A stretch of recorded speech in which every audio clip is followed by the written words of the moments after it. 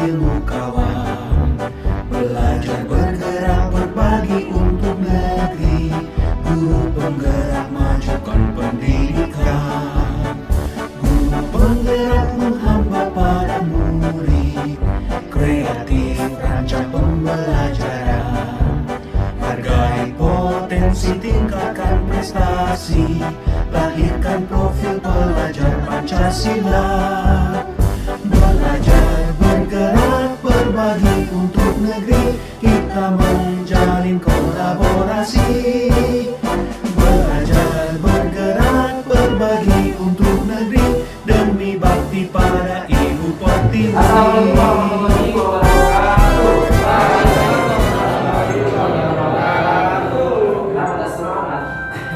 Ya, assalamualaikum warahmatullahi wabarakatuh.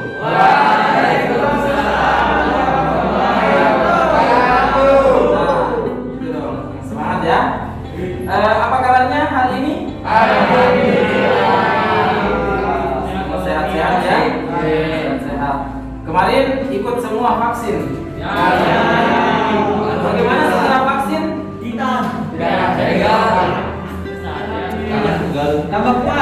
Tambah kuat. Tidak ada yang setelah vaksin sakit. Alhamdulillah. Oke, baik. Kita akan mulai pembelajaran kita hari ini. Namun sebelumnya saya melihat baik di meja itu apakah masih ada isinya atau sudah tidak ada lagi. Kemudian di lantai masih ada kotoran. Coba minta tolong diambil semua sampahnya, dibuang ke tempat sampah. Ayo, silakan.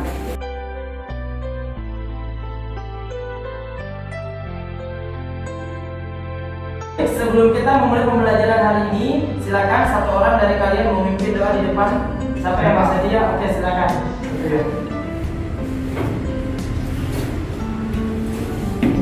Ya, baik. Sebelum kita mulai pelajaran pada hari ini, alangkah baiknya kita berdoa dulu. Berdoa dimulai.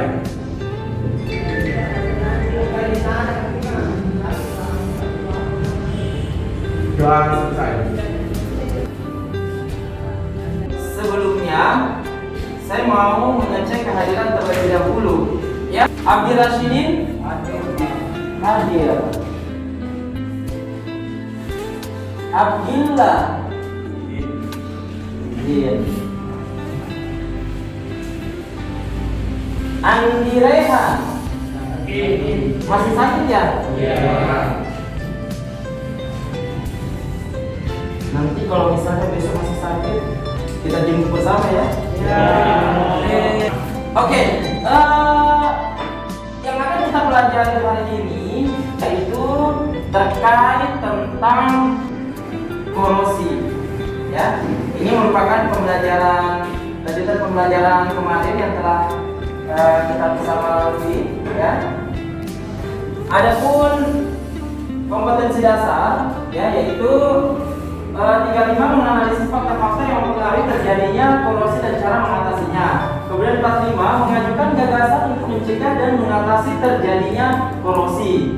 Kemudian indikator pembelajaran kita, ya, 351 menjelaskan proses korosi yang melibatkan reaksi redoks dan faktor-faktor penyebab terjadinya korosi. Baik, sebelumnya waktu beberapa minggu yang lalu di pertemuan pertama kita kan sudah memiliki kesepakatan kelas. Ya kan? Nah, masih ingat kesepakatan kelasnya? Masih. Oke, apa diantaranya kalau kita dalam pembelajaran seperti ini? Iya, Pak Ustaz, ya silakan. Apa bahasan yang pertama? Saling menghargai. Saling menghargai. Apa lagi? Iya. Iya. Disiplin waktu. Oke, apa lagi? Menjaga nama baik kelas. Iya, Raya. Menjaga nama baik kelas. Tidak boleh tidur. Oke, jadi tidak boleh tidur ya.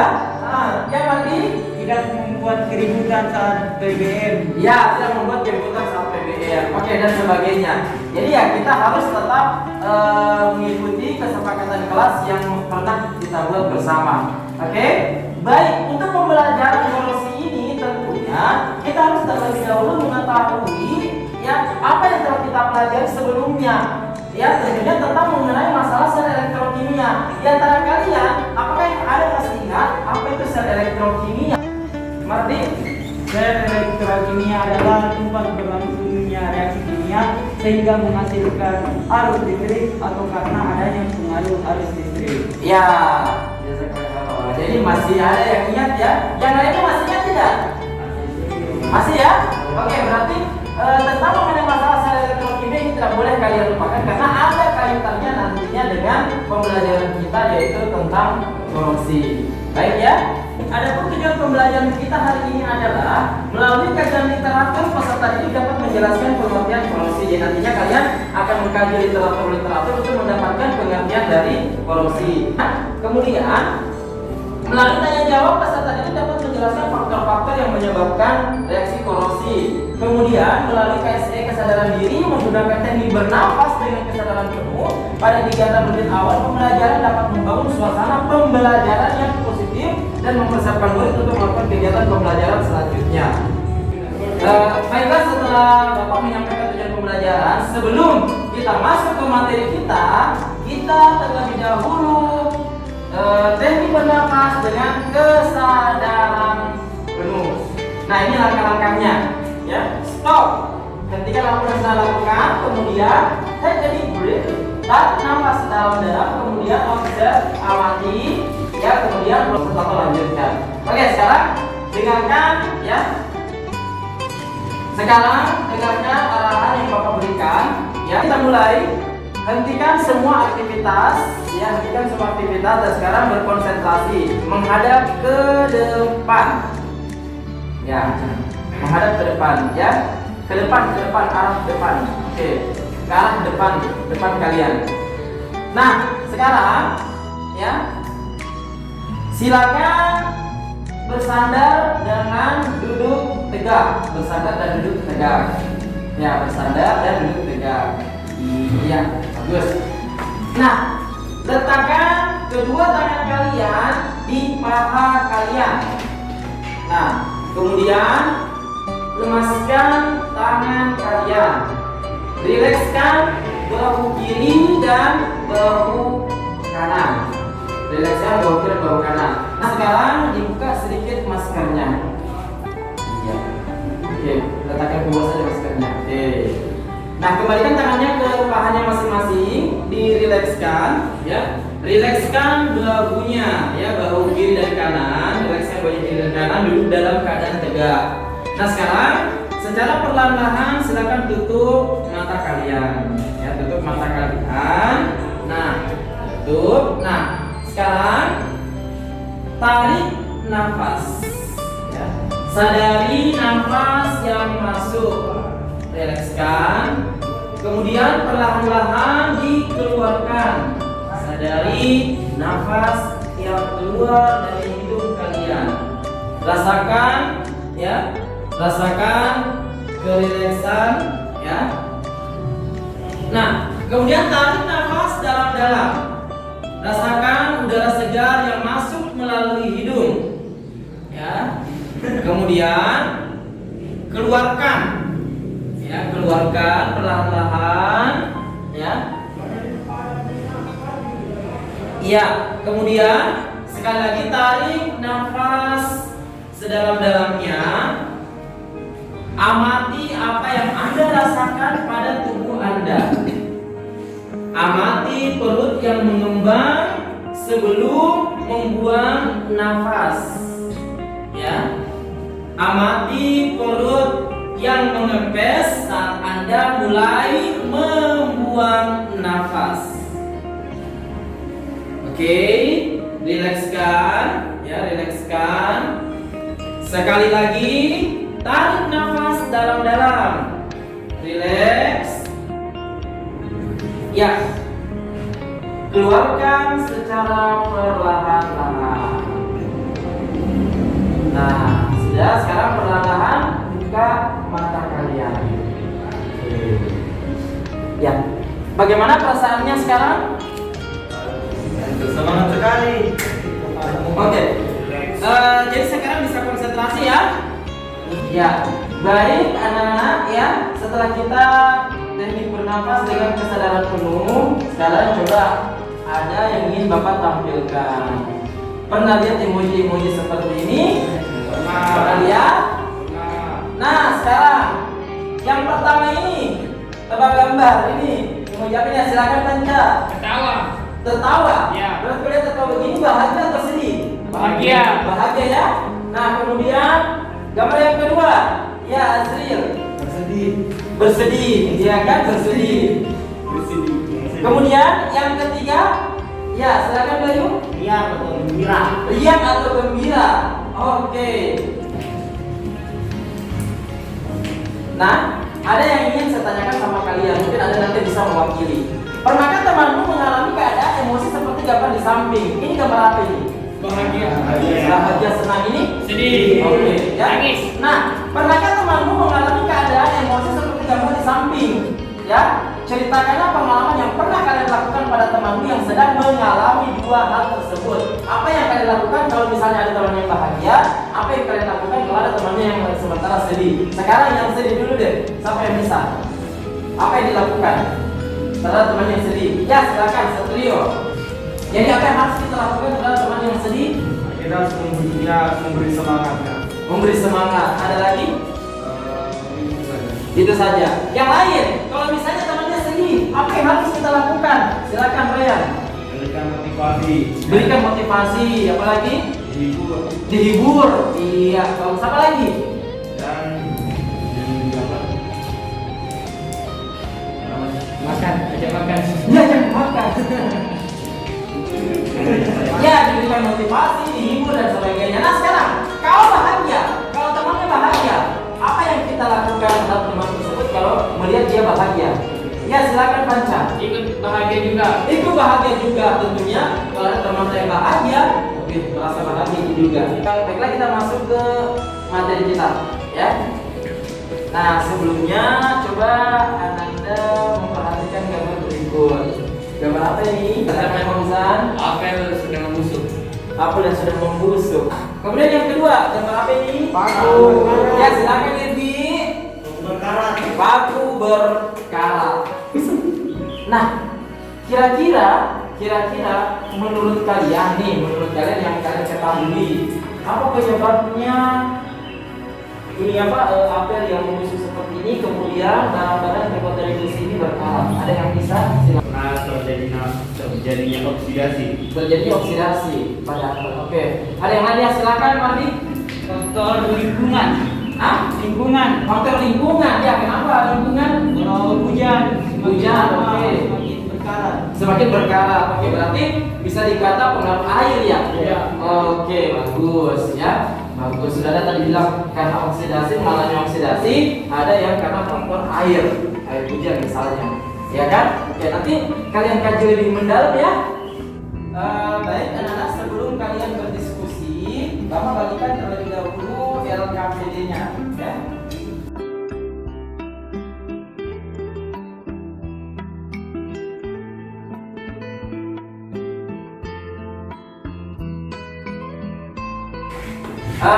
Baik, sekarang kita akan mengamati video atau mendengarkan video ataupun juga nanti mengkaji literatur ya kan sesuai dengan profil belajar kalian ya kan ada yang audio, ada yang visual dan juga ada yang kinestetik ya kan. Sekiranya kalian sudah paham semua dirinya itu audio, visual, dan kinestetik. Nah sekarang masing-masing kalian membuka HP ya. Di WhatsApp grup Bapak sudah kirimkan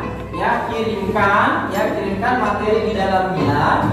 Silakan melakukan proses pembelajaran sesuai dengan profil belajar kalian. Silakan dimulai.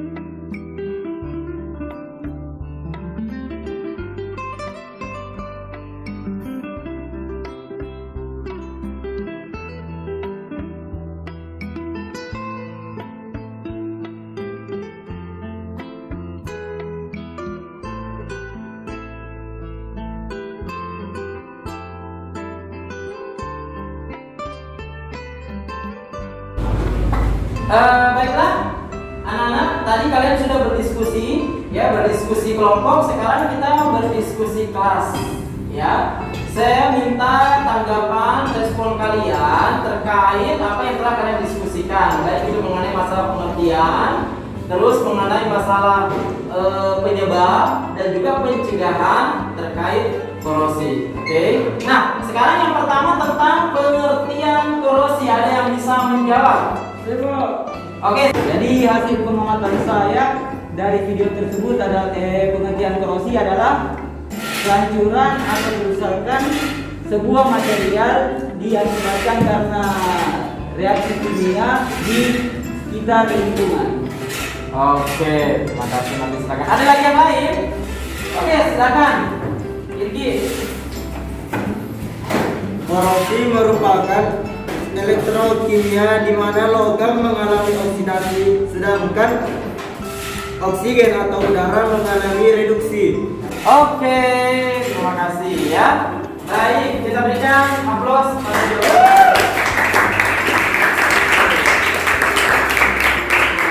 Sekarang sudah ke pengertian korosi, masuk ke penyebab terjadinya korosi. Ada yang bisa? Ya, Pak. Ya, silakan. Baik. Jadi penyebab korosi mudah terjadi itu karena bereaksi dengan zat-zat lain seperti oksigen mungkin atau hidrogen, arus listrik dan lain sebagainya. Oke, bagus. Ada yang mau menambahkan? Saya Pak. Oke, silakan Satrio. Ya.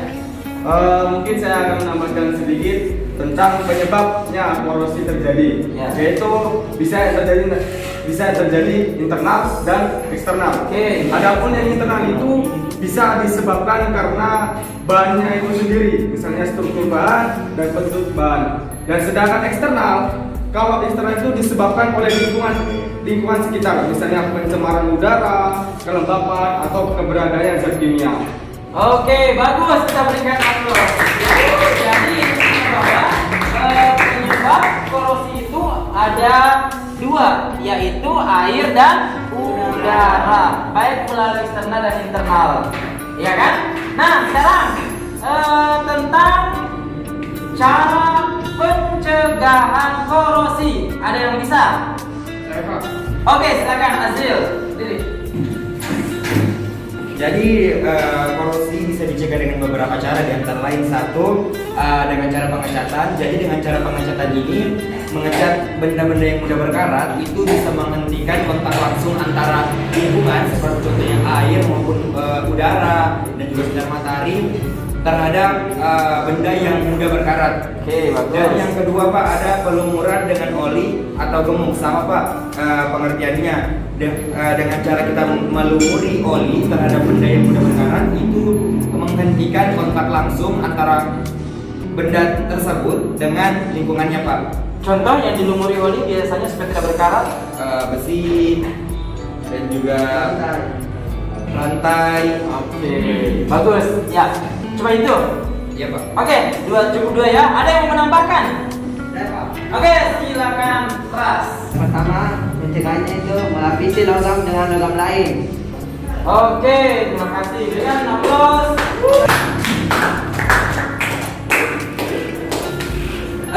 Baik.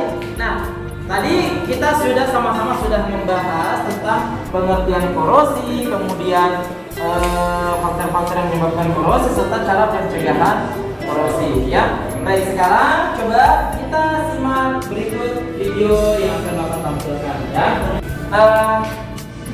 Baik, setelah kita berdiskusi kelas, Bapak akan tampilkan satu video sebagai pemaparan kita bersama tentang materi kelas ini.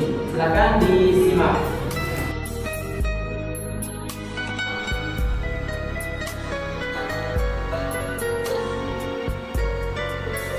Paku besi dimasukkan ke dalam bejana terbuka yang berisi air.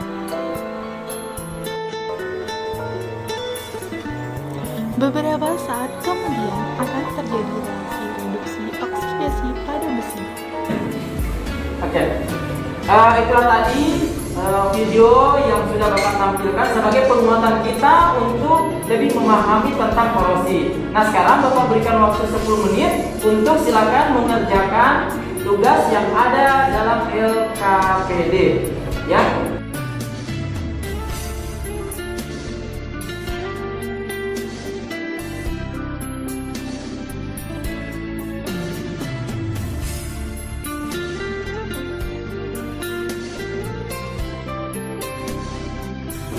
Oke, baik. Nanti saat kalian di asrama, ya kan, boleh kalian mengerjakan untuk memperdalam materi tentang materi korosi ini.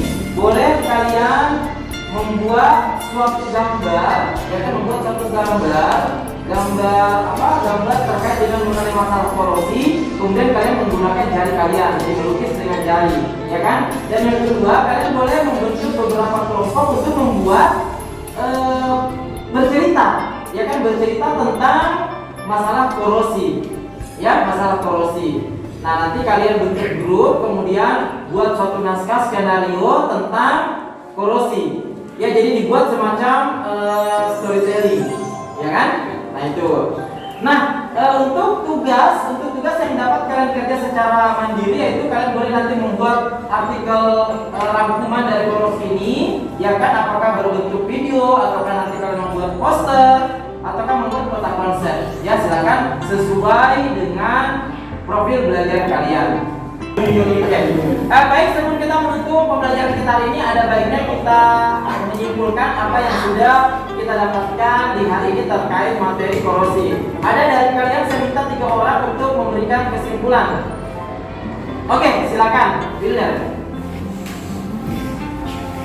Jadi di sini saya akan menyimpulkan tentang pengertian dari korosi.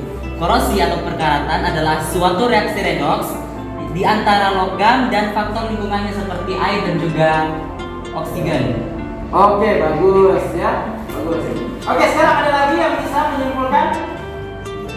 Oke, silakan Ibnu. Ini ya. Oke. Jadi Pak, sesuai referensi yang sudah saya dapat, penyebab korosi itu bisa kita lihat dari internalnya atau eksternalnya. Umumnya korosi bisa juga disebabkan oleh air dan udara. Oke, terima kasih. Ya. Nah, sekarang yang ketiga. Siapa? Ada yang bisa? Oke, silakan Syawal. Menurut referensi yang saya baca, korosi dapat dicegah melalui 1. Mencegah logam kontak langsung dengan zat-zat kimia. 2. Melapisi logam dengan logam lain. 3. Membuat campuran logam atau alloy. Dan 4. Memberi perlindungan logam atau proteksi katolik. Oke. Oke, ya, kita berikan aplaus sama teman-teman. Baiklah, sebagai kesimpulan akhir dari materi korosi kita hari ini, dan kalian tadi sudah memberikan beberapa kesimpulan, dan Bapak akan memberikan penguatan kesimpulan dari materi korosi kita hari ini, ya. Yang pertama, nah ini, korosi besi tergolong proses elektrokimia. Korosi besi memerlukan oksigen dan air. Jadi itu penyebab korosi adalah oksigen dan air. Kemudian korosi besi dipengaruhi oleh berbagai faktor luar, misalnya keasaman dan kontak dengan logam lainnya. Nah, bagaimana cara pencegahan korosi? Nah ini, membatasi kontak dengan udara, yaitu mengecat, dibalut plastik, ya, kemudian dilumuri oli atau gemuk, dan dilapisi timah atau tin plating. Kemudian dihubungkan dengan logam lain yang lebih reaktif, ya kan, perlindungan katodik, yaitu dilapisi zinc ataukah aluminium ataukah kromium, kemudian dihubungkan dengan magnesium, ya, sacrificial anode atau pengorbanan anode. Baiklah anak-anak, ya, sekiranya ini kesimpulan terakhir dari materi kita hari ini, ya kan. Untuk terakhir, silakan kalian mengerjakan tugas, ya kan, tugas secara mandiri yang masih ada di LKPD-nya, ya. Sekiranya pertemuan kita hari ini cukup sekian, ya kan, kita bertemu di pembelajaran kimia berikutnya, ya. Assalamualaikum warahmatullahi wabarakatuh. Waalaikumsalam warahmatullahi wabarakatuh. Tetap semangat. Terima kasih.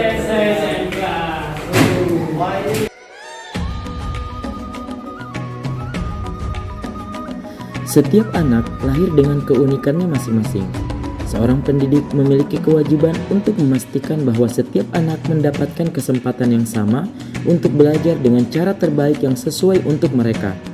Dalam proses pembelajaran, setiap anak didik diharapkan dapat memaksimalkan potensi mereka. Mereka juga akan dapat belajar tentang berbagai nilai-nilai kehidupan yang penting.